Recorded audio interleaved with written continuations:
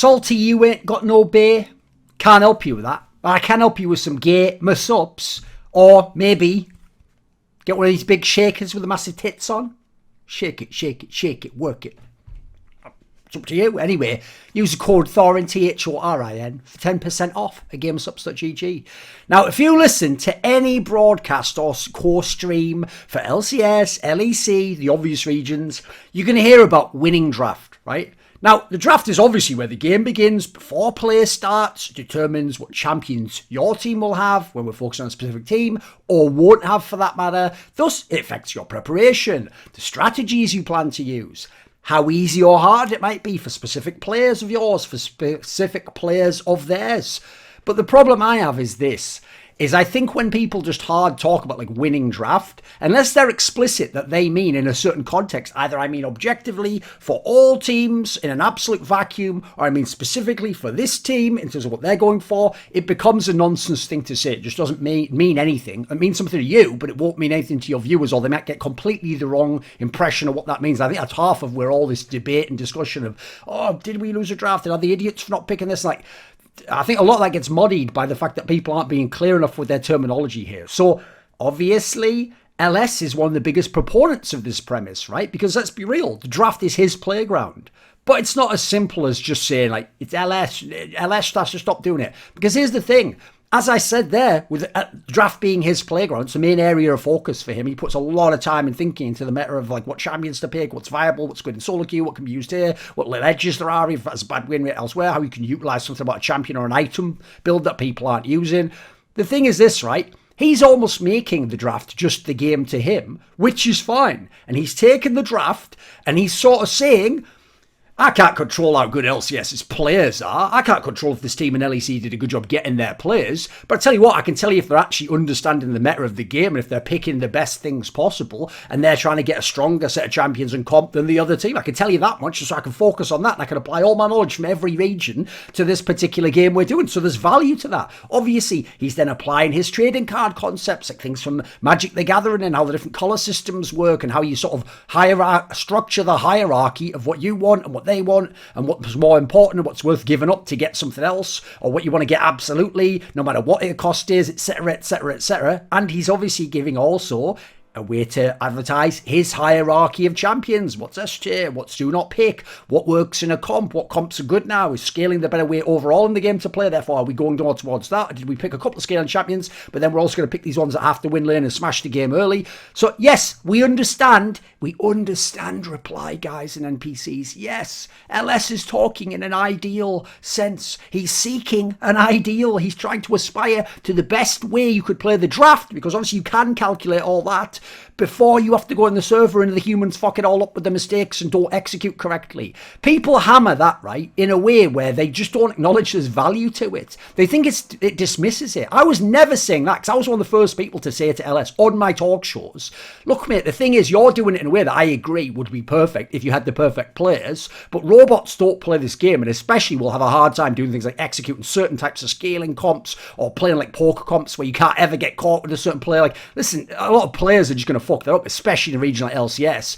Now, the problem with that is, when I said all that, now everyone just repeats the same thing, and in the most lazy way ever. Like, that's just the most NPC. He just thinks they're all robots. Like, even listen to what he's saying. Like, yeah, but that's kind of his premise, you know. His point is that he can't control the play of the game. He's just telling you what would be the best possible approach. So, as usual, plebs are legitimately 3 to 4 years behind, but think they're the one coming up with a really great, sick thought. Because let's be real, at this point in time, Reddit is like a neural net that's a fucking retard just repeating shit that it seemed based on the algorithm that like other people liked and had said. Therefore, if I keep repeating it, they might think I'm like them, and then therefore they might upvote me, and then I might seem like I know what I'm talking about, and I'm getting a lot of upvotes, so I knew I had a point. Like, man alive, it's just tiresome. It's just tiring. You just got to stay away from there if you're a legit expert, unless you're going to monetize it and make fun of it and roast it, which is a great use of it.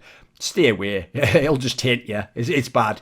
So with all of that said, Don't get me wrong. Most of this video will apply to LS and how he does it. It will go counter to his approach. But certainly no disrespect to LS. And I appreciate he's trying to do something totally unique.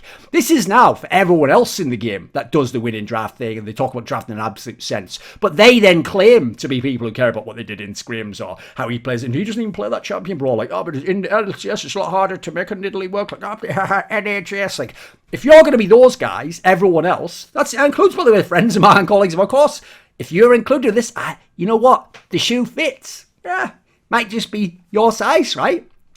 If we say Team A, 1 draft. Now, that never made sense to me as shorthand, unless, like, you at some point in time were very specific. Maybe you made some content like this, explain, like, listen, when I say that, guys, I haven't got time every time to put a middle disclaimer. Okay, but if you say it in an absolute sense, and you mean it in an absolute sense, you're talking about, like, based on what you perceive as the champion's strength, or what comps you think and style of comps are the best.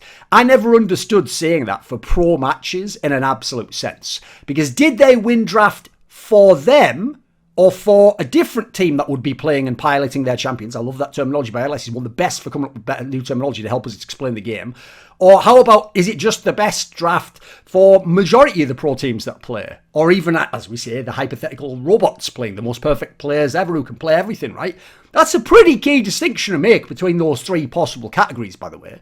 Saying they won draft in an absolute sense is like saying, well, in the NBA, so basketball, professional basketball, Kareem Abdul-Jabbar, one of the greatest players of all time, always disrespected, scored the most points in NBA history. This is a fact. And his main weapon, his main shot, was a very unusual type of hook shot called the sky hook. And he even used to take it way further out than you'd think of, like a baby hook or like a Shaq-style hook or whatever. So by that logic, right, he scored the most points. His main weapon is that one. That means that the best shot in basketball is a sky hook. So every player of every stripe, it's absolute, should take sky hooks, whether they're a 6-foot point guard, whether they're a spot-up 3-point shooter with no dribble. They should just take sky hooks. Now, the problem with that is if you know basketball, you would know that the 6-foot point guard, all of his shots would just get blocked because Kareem Abdul-Jabbar is over 7 feet. And also used like spacing. That meant you just couldn't block the shot typically. I mean, listen, people like Wilt sometimes could because they were gods. But in general, you couldn't really block it, right? This guy gets shots blocked all day long. You'd never be able to get him off. And then the 3-point shooter, he's just too far out. He would just miss the vast majority. Like, Kareem Abdul-Jabbar wasn't that far out. He was like maybe later in his career, a bit further out when he couldn't get better position. Similarly, if I won draft by getting all the S-tier champions and a sick comp, trouble is, the humans who I have playing my game, I've got a passive mid, and I've put him on a Carly, and I've got a lane support who just likes to help the AD carry, and isn't a guy who's going ham to like roam and do ganks and stuff, and I put him on a roaming champion primarily, that basically has to sort of like be opened up, activated, and has to do things elsewhere on the map, and my comp maybe even relies upon him like opening mid up, for example, or helping top or something like Core JJ does in fucking Team Liquid. Well, you know what? Even though on paper, in an absolute sense, I won draft, I might actually be less equipped to win this game than a worse draft, or, you ready, this might really explode some brains, maybe even the losing draft between these two teams contextually in the sense of absolute, right? So the question to me is obviously, how good is this draft for me? That's where it starts, right? Because listen, it's obviously very difficult for analysts to know specifically the strengths of a certain team, the practice of a certain team, because things can change. They could be using Smurf accounts. Like maybe actually this guy finally learned the champion last week where he's never been able to in pro play before. Or it's a champion that's come back and he used to be terrible, but it's been reworked a little bit. And this new item means it actually helps him. Some of the items obviously give you like dashes, all sorts of shit. You've seen some of the fucking AD carries using those for little players, even certain passive ones, pulling off little sick little mechanical players. I'm loving it. So in this scenario, though, let's be real. Like, yeah, obviously the analysts can still speculate, guesstimate. They are experts. They know the players. They know certainly oftentimes more things that you guys don't know. I know people never think that through. Wait a minute, it's just Thorin has all the sick top guests, best players, coaches, best analysts in the world on his show. But they definitely never tell him anything after or before the show or privately. He only knows what I know from interviews aside from his shows. Like he doesn't even know the game, so he's a pleb. Like, you can see the flaw of what fans think. But okay, let's talk about how good is the draft for me. I need champions, as I alluded to earlier, that enable my key star players to carry the game, to be very strong in lane sometimes, to win a certain portion of the game, to be strong at the moment I need the win condition to be strong, right? Then I need my role players, not necessarily be on the best chaps around, the strongest ones. I need them to have champions which complement my star players, my key players, and what champions they're on, and what type of a comp and win condition we're going for. Then I need, as I've been baking into the pie the whole time there, I need whatever champions I pick to then form a coherent draft, because I've always personally believed you go for coherence over the individual champion strength per role. You want a coherent draft that has a win condition in this match. If we're in a scenario, it's you've got to get ahead early, and then the other guy has all the even better early game champions and winning lanes, and his star players have winning. Like, well, I'm in a tough spot right there, aren't I? I'm like DRX at Worlds, where it's like I'm not even giving myself a chance with some of these. What am I even doing? So I need it to be that I have the win condition, and from the win condition, this is why you go for win conditions, and why Monty established some very good terminology early in League of Legends. That'll tell my players the shorthand of how to play at any given moment in the game. It'll give them a flow chart or a kind of a matchup of like scouting report, like here's where we're going to do things, here's where our power spikes are going to, here's what we're looking for in the game. Therefore you can play, because let's be real, one of the problems in League of Legends is coaching can't impact the game once the game's begun. There's no timeout, there's no like telling the player like do this. You can't speak, you're back in a room watching it on a TV like everyone else. So in this, I mean, some would say, does TSM's coaching impact them at any point in time? But yeah, good joke. So I'll even say this, like there's a hilarious story that I actually found recently from an old SI episode where Dexter, when he was in CLG, was telling us the story that in Season 4, TSM used to straight up just pause the game in scrims at a certain point early on and then just ask their coach and run through like little like VOD review stuff privately and then come back and be like, yeah, now we're going to play out the game and then do like whatever the coach said. Like the most ridiculous premise ever, because obviously you could never do that in an actual pro game, which is hilarious, by the way. It just shows how utterly ridiculous TSM is, and even the goal to think you could just ask for that because you're TSM. By the way, they'd probably never let some shitter team do that if they weren't into that. So one of the reasons, by the way, why I know that like winning draft can't just be it. It can't be as big of an edge as people think, except based on the players, is because like Season 10 top esports, the one that was one game from winning the LPL Spring with the player who'd only been there from like very last few games of the regular split, Jackie Love, then did win Summer and was looking fucking banging, doing well at the MSC, and then went to Worlds and unfortunately only made semis. Exactly, that's how good this team was. A down tournament for them was only make semis. And then obviously didn't win Worlds, right? This team was really skilled and really dangerous when they were on their game. They could smash people in the LPL, the hardest region in the world. And this team, no joke, it was famous. They used to themselves in interviews basically mock draft and suggest that like their coach is doing all sorts of crazy shit or they're doing stupid drafts. Essentially, the joke was they could literally draft anything basically that they liked and wreck everyone anyway, no matter what your draft was. Because those players were very skilled, minus the support, and so the liability was shared. Like, it doesn't matter if 369 necessarily wins the game. I've got Knight. If not, I've got Jackie Love, mate. Like, we've got many ways to win this game. We're going to have win conditions that other teams will never have with these comps.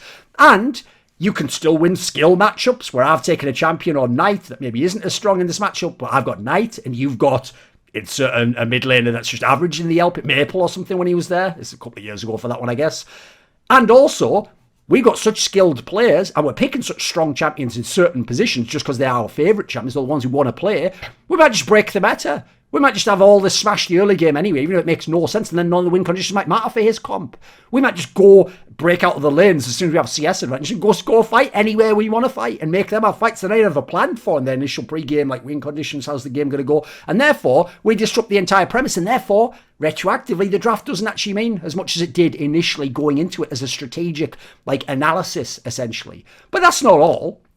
You also need to allow the concept, how will it punish my opponent? And you have to weight that against how much strength you're trying to get for yourself, because you're trying to ask yourself, what makes the most favourable battleground for you to win this game? Not every game, not the perfect thing in England, just this game here against this opponent. And so you know what? It can sometimes be more valuable to punish your opponent, or a specific player even on your opponent, than winning draft in an absolute sense. Like, the analogy would be like this. Think of MMA. So it's a sport where you have all these different styles of fighting and strengths, and you have to be at least well-rounded in some areas, and obviously you have to see how the matchup goes. And, styles make fights, as they say in the combat sports. Now, if I'm an MMA fighter who has 6 stand-up, but my opponent, that's his main strength, stand-up. Now, he's marginally worse than I am, but stand-up, you miss one punch, you miss one counter feint, you can get knocked the fuck out, mate. So you know what? That might be very dangerous for me to actually just have a stand-up fight with this guy. But you know what? Maybe he has questionable wrestling. And I could not only exploit that to maybe just win the fight, I could win on points, but maybe I can even use that to set up my striking. Like maybe I have better takedown defense than me, he has no wrestling. So I can just, all day long, I can use stand-up, but then I can also keep threatening the takedown. And then he has to go, oh, fuck, he's going to take me down. Like, by the way, if you ever saw that Khabib versus Gaethje fight, it was garbage because Gaethje couldn't really go for the kinds of aggression that he likes because he was so scared of being taken down because he knew he would get brutalized when he was on the ground. Remember, he even knows Khabib, so that basically ruined that fight. That's why styles make fights, and on paper that looked great, but it didn't because Gaethje was never going to be able to survive. Now, the better team, are you ready for this? This is a mind bore, guys. The better team might even choose to intentionally fuck up the draft for themselves at some point to take a key pick from the opposing team that they know completes the opposing team's comp. Therefore, you cripple their comp to some degree. Like, it's the key pick. And also, because we're better than them, so maybe we can handle it in a war of attrition, but they can't. Like, them having very few tools or not a clear way to win might actually just dissolve them immediately. Maybe the team that relies massively on, like, a coach, Dylan Falco, to tell them how to play and some fundamentals, and it just throws them off completely. In my opinion, this was one of the strengths that the old G2 from Season 9 going into Season 10, this is one of the things they could do. They could just say, we quit how our draft was going halfway through. Let's take this mad pick, flex it, and yeah, we will actually put that into a position that it's not even as good in, but you can't have that champion now, so good luck. Yeah, we're going to take a Zay, so I'm sorry, Fig. One of the few champions you can play. Yeah, we'll take it, mate. Oh, I know it's not really the Caps champion, he doesn't really like it, but hey, we'll just take it from you. Yeah, they could do that. I would even say this is one of the things I actually thought was a strength of Reaper when he was a Cloud9 coach. I'm not talking about the Season 10 line, I'm talking about the ones before where I used to criticise him a lot because he never won LCS. Tell you what, he would have a very, because he was trying actually LS style, in my opinion, to play like fucking chess instead of checkers in the draft. And he does seem to think of himself as like, you know, the fucking one of like the evil antagonists in an anime, like, I knew you would do that. Like for fucking shit in Code Geass, like, I knew you would do that, so I did this, so I did that, but you probably knew that. I anticipated that also, and therefore the thing I did that allowed you to win actually makes me win, therefore checkmate. That ridiculous thing where they just ruin that chess game with the premise that doesn't even make sense. Now, I don't think he's doing it in absolute sense. He's doing it in Reaper's world. Because you have to understand, if you're a player in Reaper's team, it's Reaper's world and we just live in it. Like, he defines what reality is. Perception is reality. He's very much like a Steve Jobs type figure. I might do a video on him one day. He's a very, very interesting guy. I'm a big fan, by the way. It's just, I actually thought he was someone himself who didn't always tailor the draft. I thought sometimes he tried to go genius in Reaper World Draft and then give those champions to people like Niski, and then he's like, or Sneaky, and it's like, they're not going to be able to do what you're wanting here, mate. Like, I know what you think you're doing, but you haven't got the players, you haven't got the pilots for the ships you're choosing to send out, the weapons you're choosing to give them, my dude. So I might even argue, by the way, that sometimes the worst team might want to not just pick in that way, but want to actively sabotage the draft. Because it could get a better team, but who's only better on certain champions and certain comps. It could get that better team having a pick between, do we take the power picks, do we go into global meta thinking, or do we take an actual comp? Like, we might have to back out of the power picks and just leave a whole bunch of them. There's even a scenario where if you do this, by the way, you can be certain to get the champions you want. Because maybe the champions you want aren't the big meta / power picks. Therefore, they're going to be focusing on that. And you can just pick exactly what you want and you've practiced. Wouldn't that sometimes be better than on paper a great set of champions that, but does he really play that as much? Or have we ever actually had this exact comp in scrims, etc.? That could be worth it, right? There's a premise from CSGO I'll very briefly explain that I'll translate it back in the League of Legends with an example you know. Where in early 2017, CLG had this mad NA underdog team that was a bunch of washed players, a bunch of players that were just alright, and like maybe one or two that could have been good or might have been. And it wasn't a team that should have been able to do anything. But they were getting these upsets over teams on their best maps. Like, they were beating like Gambit, the team that later won the major, on like Cobblestone, their best map that they were thrashing all the top teams on. Now, the reason why is their coach / analyst basically decided, right, as a meta concept, they're themselves never going to ban their best map.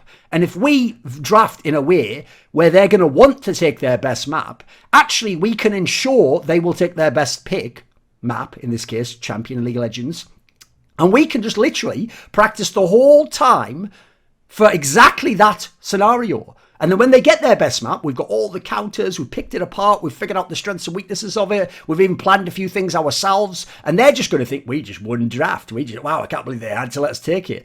And in doing so, you give yourself a chance to upset, and that's how this team did it. Now, listen, it's not as simple as that. You have to be a very, very smart individual to do that. It's very dangerous as well, because obviously it's their best map. They might just smash you anyway. A lot of other teams might also figure out what they do against them, might just be able to do it all, right?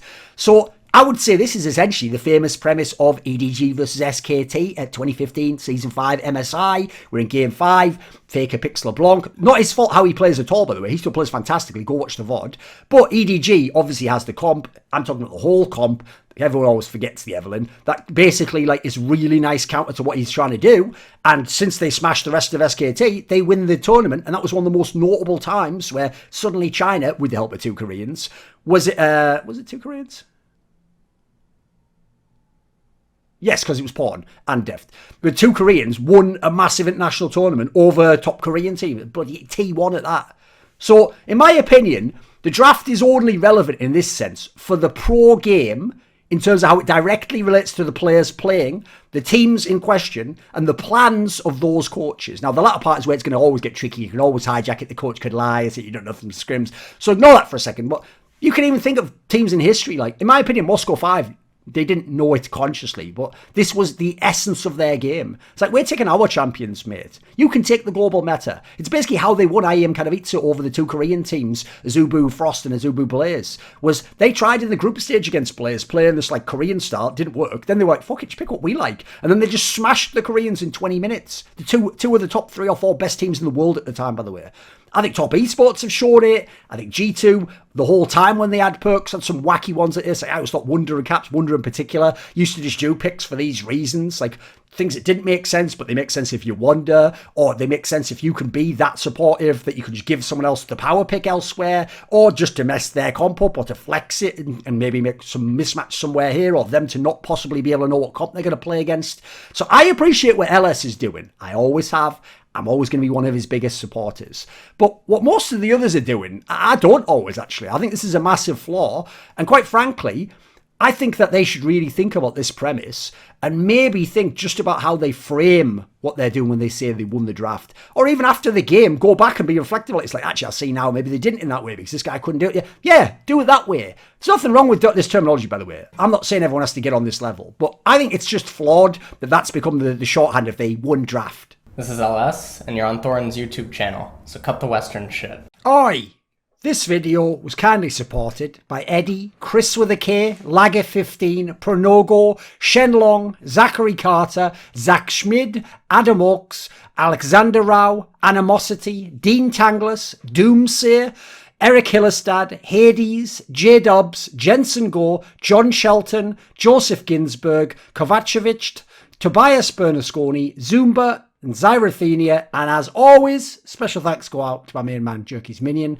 Want to suggest a topic or a guest? Do you want to ask a question in one of those AMAs? Do you want teasers? See who the guests are? Maybe you want to take part and chat with me in one of those esports discussions. Well, for all of the above, put your money where your mouth is, join the Patreon link in the description box below, and become a part of the Skrilluminati.